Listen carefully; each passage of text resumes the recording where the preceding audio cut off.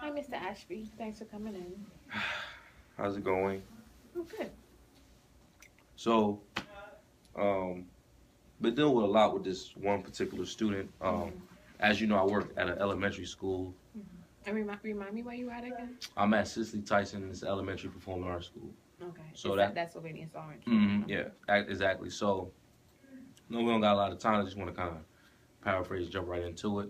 Basically, the student that I'm working with, um, just told me not too long ago that he lost his mother a few years ago, Mm-hmm. and he's having a hard time, obviously, dealing with the loss of his mom. Mm-hmm. Which is causing him to act out in the class, do different things. I guess because he doesn't know.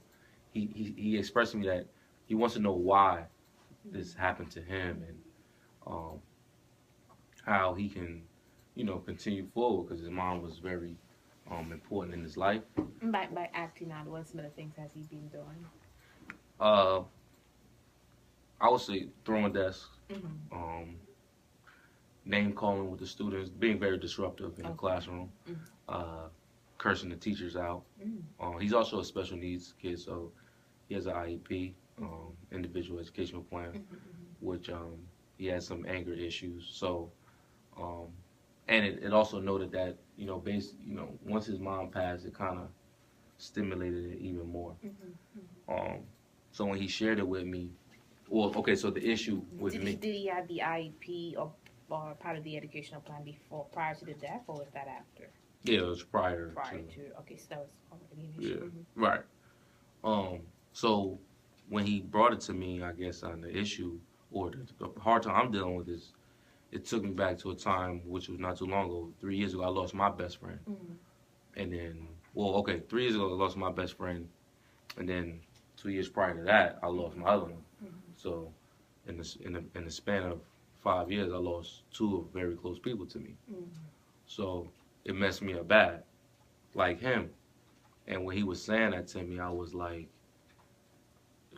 it was almost like I felt like I couldn't even be there for him because I'm still trying to figure out answers for my particular situation. So where are you right now with this client? Like, what are some of the things that you've been able to discuss with him in therapy, with regards to is this is something that fairly came up? Yeah, it just recently came up. I So mean, what are some of the things that you've worked on with him so far in your sessions? we've worked on his coping skills, Mm-hmm. how to deal with his anger. Mm-hmm. Uh, What are some of the things that you recommended or you Basically, identified? like using I messages, like Okay. saying how Mm-hmm. I Mm-hmm. feel like this. Mm-hmm. Mm-hmm. Um, Ways to calm himself down, Mm-hmm. breathing, Mm-hmm. taking a deep breath, Mm-hmm. instead of starting a fight, Mm-hmm. telling a teacher, Mm-hmm. those type of things. Okay. So, and he's been progressing, Okay. and which has been good. And I felt like I'm gradually getting the hang of it. Okay. And then when he expressed to me his loss, well, his mom passing, I was just like, man, like one, it must be very difficult for him Mm-hmm. because it was difficult for me, and I was a grown person.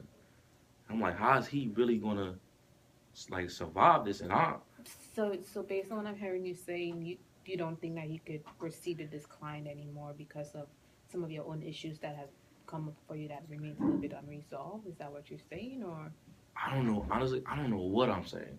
I feel like the progress that we've made has been, like remarkable almost. So this was like one of the worst kids in the school, and now he's. But then it's like I don't want to leave him because I feel like I abandoned him. Mm-hmm. And I don't want to. I don't want to do that because we've been really connecting, Mm-hmm. um, therapeutically, obviously.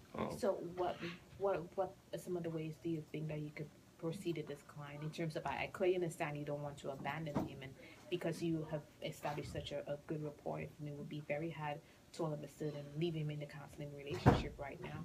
So do you have any ideas as to how you could proceed? And well, part of it I would recommend is that you do see an individual therapist, but and the best thing about it is that right now you're actually in supervision, so we can definitely discuss those issues as they come up. But immediately, what do you think you could? How do you think you can prepare yourself for the next session ahead? Hmm. Is it something where like you feel unable to really move the sessions along as he's brought this issue up, or do you feel like you stuck? Like what are some of the things that's coming up for you during the session? I just feel like moving. Like if he's gonna want to hear from me about, I guess how to deal with it, and I don't want to.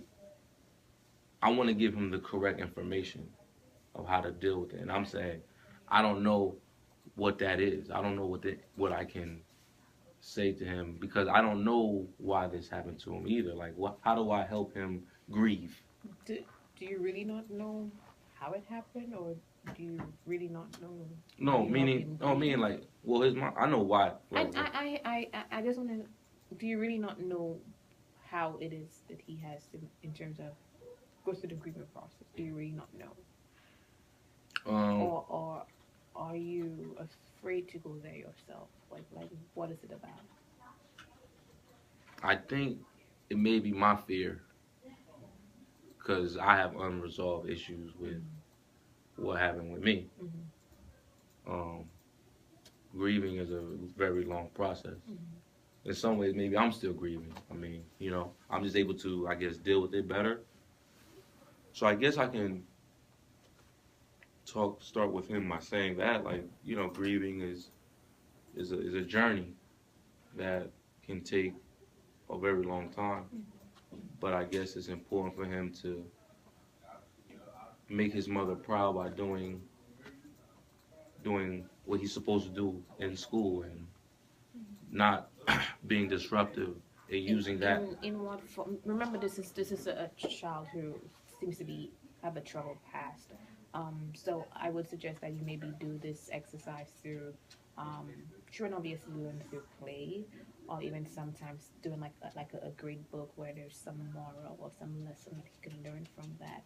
So I think it'll be very important to approach it in this sort of way, Right. whereby he could really grasp the key things that you're trying to convey to him, and just to really go about it as slowly as much as possible. However, this is something that I will want to continue to address in ongoing sessions to ensure that, again, our best interest is that we want to do no harm to the clients, and that this is the minor that you're dealing with. So if it becomes to the point where you're not able to handle your own issues and it's affecting the therapeutic process, chances are you might probably have to, I don't want to say drop the case just yet, but again, speak to your on-site supervisor, having to speak to me as well. Either myself or your on-site supervisor will have to really sit in on some of those sessions to really guide you accordingly, because we will not want, it seems like a lot of this disruption is a big thing for him, so we will not want to offset some of the work that you've done with him so far. So, Right. Yeah. Okay. I'll definitely do that the next time I meet with him, and then I'll keep you and my supervisor, the on-site supervisor, updated. Good. All right. All right. All right. Thanks. Thanks.